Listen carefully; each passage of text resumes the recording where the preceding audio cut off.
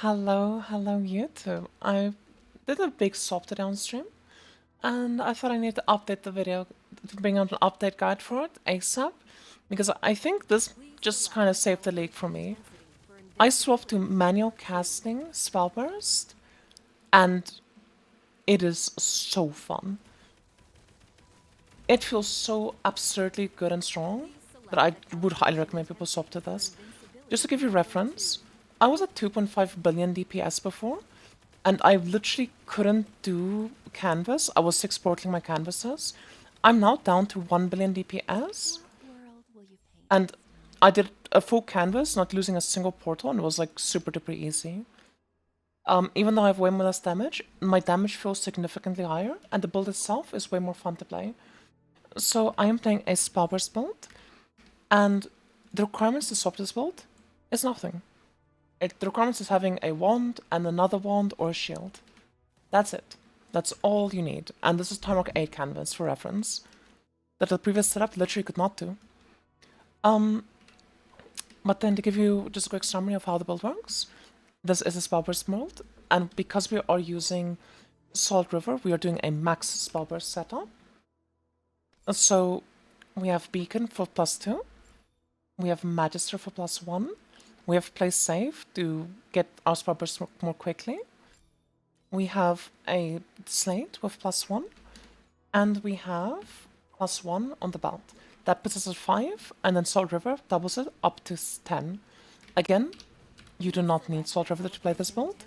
It literally will just be half your damage, but the way that Spellburst works functionally is that however many Spellbursts you have, your Spellburst charge time will always max out your Spellbursts within the charge time. So you do not need to worry about like that. And without this helmet, I'm down to 0.53 charge bursts, and I still have 5 Spellbursts, Still completely playable and good. Okay? So continuing from that, I also decided to play Thunderbolt Overload for this setup. And the way we're going to scale Thunderbolt Overload is using Gale and Parabolic Splits. So just to give you a quick overview, this is my Thunderbolt Overload links. Then I'm using Blink, and Blurry Steps is my 2 mobility slots. I'm using Origin Unleash and Electrocute for damage. And then I'm using a Thunder Focus with Focus Buff. This is just for the additional lightning damage, it's for nothing else. I'm using Electric Conversion, Thunder Magus, and Swiftness. And then I have a candle of additional lightning damage and a candle of numb effect. Then, on top of all of that, I also have Assassin with Conductive. I have Marksman for my Gale, and I'm getting a Parabolic Split from Gear. I have a Slate that's literally a 50 FE Slate that gives me Dex and Parabolic Splits. And I also managed to hit Numb Effect on it, which is very lucky. My other slates are just Dex, and then obviously the Spellburst one. And then I have a Pedigree of the Guards with 3 birds, 1 stone, which is how we get +2 Parabolic. So in total I should have, I believe, 4 Parabolic Splits, which it's not ideal. It would be a lot better if I could have Parabolic Splits like on my weapons as Dream Affixes, but RNG Gods just did not give that to me. I did spend a lot of money on it.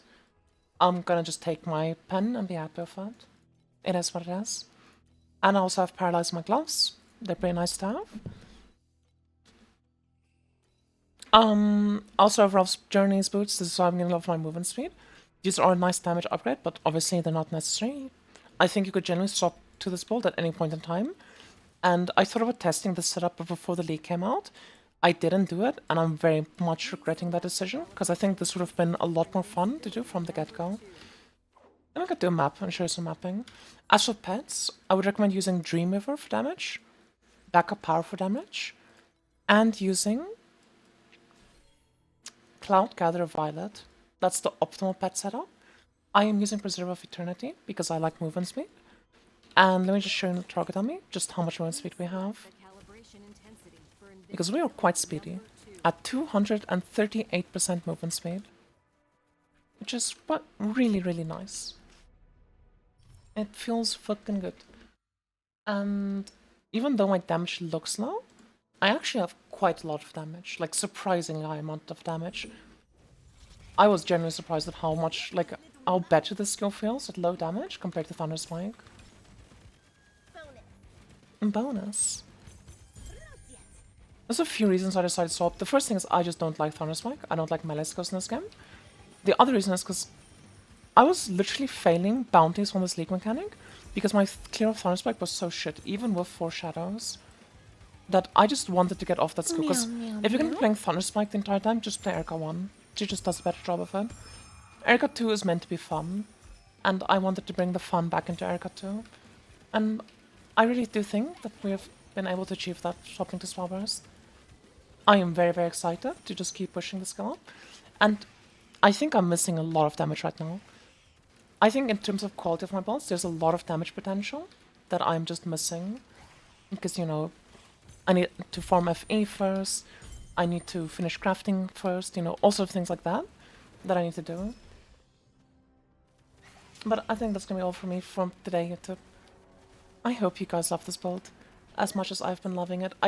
I genuinely think this completely saved the league for me, and a lot of people in my chat have already been saying that, like, you know, this is what they've been waiting for in Erika 2, because, like, Thunder Spike was not it, you know. It was been struggling, it's been misery playing Thunder Spike, and, like, this is what we've been waiting for.